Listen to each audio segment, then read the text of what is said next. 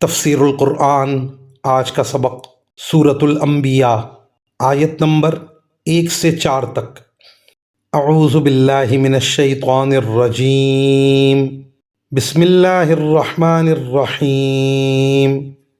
اقترب للناس حسابهم وهم في غفلة معرضون، ما يأتيهم من ذکر من ربهم محدث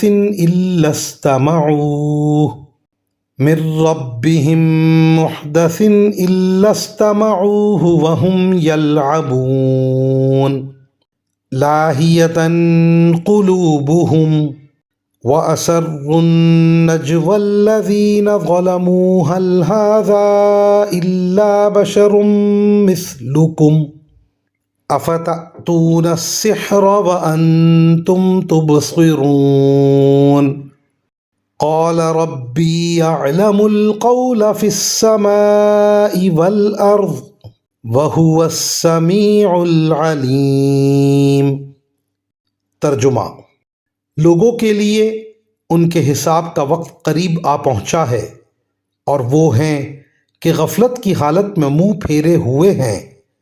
جب کبھی ان کے پروردگار کی طرف سے نصیحت کی کوئی نئی بات ان کے پاس آتی ہے تو وہ اسے مذاق بنا بنا کر اس حالت میں سنتے ہیں کہ ان کے دل فضولیات میں منہمک ہوتے ہیں، اور یہ ظالم چپکے چپکے ایک دوسرے سے سرگوشی کرتے ہیں کہ یہ شخص یعنی محمد صلی اللہ علیہ وسلم تم ہی جیسا ایک انسان نہیں تو اور کیا ہے؟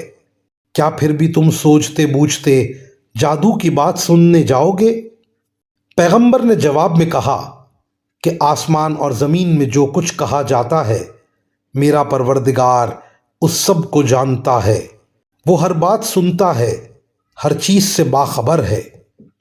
ان آیات کی تفسیر میں مفسرین کرام لکھتے ہیں جو باتیں یہ کافر لوگ خفیہ طور پر کیا کرتے تھے، بعض اوقات حضرت صلی اللہ علیہ وسلم وحی کے ذریعے ان سے باخبر ہو کر وہ باتیں بتا دیا کرتے تھے۔ اس بات کو وہ لوگ جادو کہہ دیا کرتے تھے۔ نبی کریم صلی اللہ علیہ وسلم نے جواب میں فرمایا کہ یہ جادو نہیں ہے، بلکہ اللہ تعالیٰ کی طرف سے آئی ہوئی وحی ہے جو زمین اور آسمان میں کہی ہوئی ہر بات سے پوری طرح باخبر ہے۔ وآخر دعوانا ان الحمد للہ رب العالمین۔